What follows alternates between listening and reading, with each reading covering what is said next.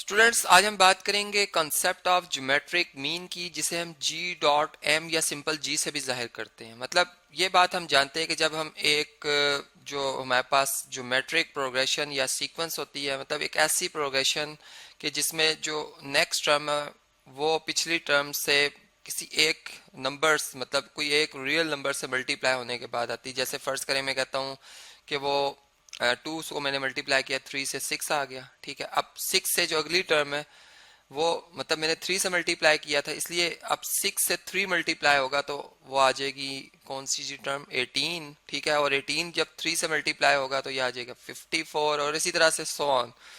मतलब कि इनमें जो रेशियो है वो क्या है जी, कॉमन है।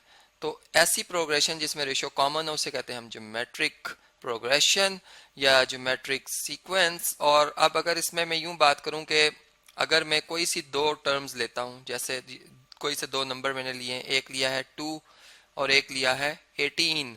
अब मैं कहता हूं कि इनके दरमियान मैंने एक ज्योमेट्रिक जो है वो मीन इंसर्ट करना है। मतलब ज्योमेट्रिक मीन जो है बेसिकली एक, हम यूं कहेंगे, एक एवरेज है, जिस जो कि इस तरह से है कि जितना, मतलब जिस नंबर से इसको 2 को मल्टीप्लाई करने से जी आएगा, जी को उतने ही नंबर से मल्टीप्लाई करेंगे तो 18 आ जाएगा। मतलब मैं यूं कहना चाह रहा हूं कि 2 मल्टीप्लाई बाई आर ये जी के इक्वल है, और जो आर मल्टीप्लाई बाई जी है ये किसके इक्वल है जी, ये 18 के इक्वल है। मतलब अगर हमने इसमें अब जी को कैलकुलेट करना हो कि जी क्या है, ठीक है, तो हम यूं कह सकते हैं कि आर जो है इक्वल है जी डिवाइडेड बाय 2 के।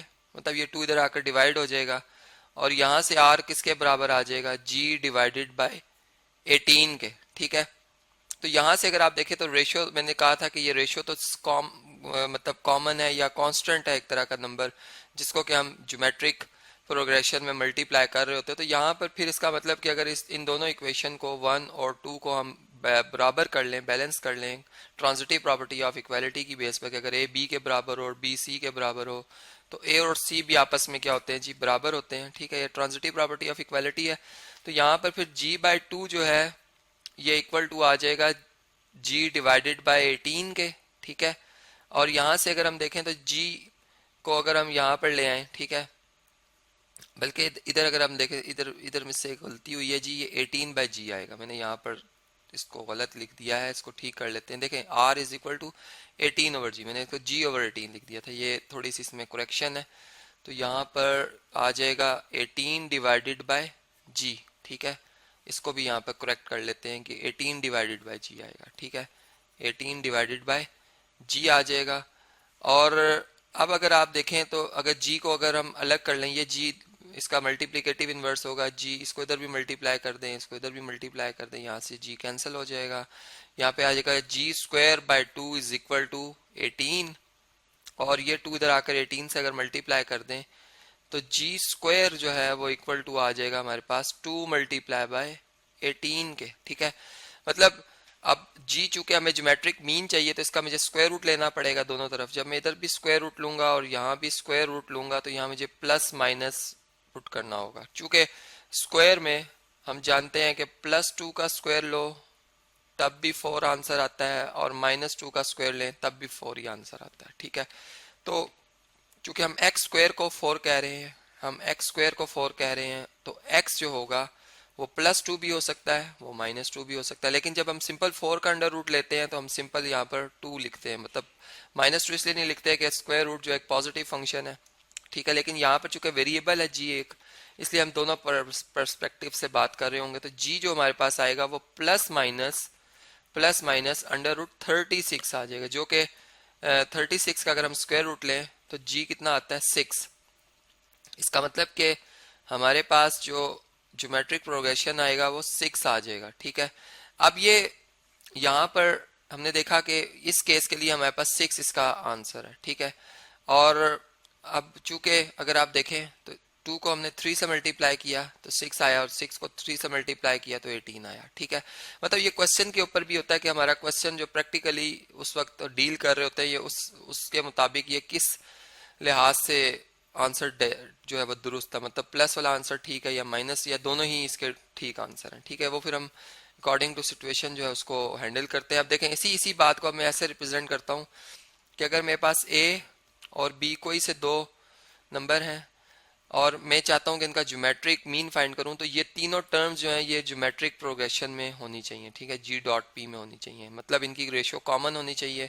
मतलब अगर मैं जी को ए से डिवाइड करूँ तो ये आर के इक्वल हो, और यहाँ पर अगर मैं बी को जी से डिवाइड करूँ तो ये भी आर के ही इक्वल हो, ठीक है। और यहाँ से अगर हम इन दोनों को कंपेयर कर लें तो हमारे पास जी ओवर ए और बी ओवर जी ये आपस में बराबर आ जाएंगे। यहाँ से जी जी से मल्टीप्लाई हो जाएगा, मतलब G square over A is equal to B आ जाएगा। मतलब वही मैंने जो आपसे कहा था कि आप वन ओवर जी का मल्टीप्लीकेटिव इनवर्स जी जो है इससे मल्टीप्लाई करें बोथ साइड पे, तो ये कैंसिल हो जाएगा, जबकि यहाँ पे जी स्क्वायर आएगा। और नेक्स्ट आप ये कर सकते हैं कि जी स्क्वायर जो है वो इक्वल टू ए बी आ जाएगा, और जी जो है स्क्वायर रूट लेने से plus minus under root A B के इक्वल आ जाएगा, ठीक है। तो इस तरह से ये हमारे पास जो है वो एक रिजल्ट आ गया जिसमें कि हमने एक फार्मूला पढ़ लिया कि हम किसी भी दो टर्म्स के दरमियान जो ज्योमेट्रिक प्रोग्रेशन है वो हम बड़े आसानी से फाइंड कर सकते हैं। देखिए जैसे फर्ज करें हम ये बात करते हैं, एक एग्जांपल सॉल्व करते हैं हम। इस एग्जांपल में इस तरह से है कि हमारे पास जो है वो फर्ज कर लेते हैं कि 4x स्क्वायर और दूसरी जो हमारे पास नंबर है 9y पावर 4 है। ये दो नंबर्स हैं, इनके दरमियान हमने ज्योमेट्रिक प्रोग्रेशन फाइंड करना है। मतलब इसमें a हमारे पास ये है और b हमारे पास ये है। अब ज्योमेट्रिक जो मीन है इसका जो मतलब ये तीनों टर्म्स जो हैं g और a और b और g को ज्योमेट्रिक प्रोग्रेशन में होना चाहिए। अब ये किसके इक्वल होंगी, plus minus square root of A B के, ठीक है, ये फार्मूला है इसका। अब इसमें प्लस माइनस ए हमारे पास क्या है 4x स्क्वायर है और b हमारे पास 9y पावर 4 है, तो हमारे पास ये नंबर आ जाएगा प्लस माइनस 36 एक्स स्क्वायर और y पावर 4, ठीक है। ये एक्स स्क्वायर लिखा हुआ है, स्क्वायर शायद आपको सही तरह नजर ना आ रहा हो, तो y पावर 4, ठीक है। और अगर हम इसको मजीद अगर देखें तो ये एक होल स्क्वायर है, परफेक्ट स्क्वायर है ये एक्सप्रेशन, मतलब 6 का स्क्वायर x का और y स्क्वायर का स्क्वायर, मतलब इनका अगर हम स्क्वायर लें और स्क्वायर रूट को खत्म कर देगा स्क्वायर, तो यहाँ पर आंसर आएगा हमारा प्लस माइनस 6xy स्क्वायर, मतलब ये एक्स स्क्वायर ने इस होल स्क्वायर को कैंसिल कर दिया है। तो ये हमारा ज्योमेट्रिक जो है वो मीन है इस नंबर्स जो गिवन नंबर से इनके दरमियान ये नंबर मौजूद है, जिसकी रेशो अगर ली जाएगी मतलब g की 4x पावर 4 से या 9y पावर 4 की g से रेशो ली जाएगी तो ये इक्वल आएगी, और वो वैल्यू जो g की आप इधर पुट करेंगे वो ये होगी, ठीक है। अब वो प्लस भी लिखें तब भी सेटिस्फाई करेगा और माइनस लिखें तब भी सेटिस्फाई करेगा, ठीक है। तो इस तरीके से हमने ये क्वेश्चन जो है वो यहाँ पर समझा।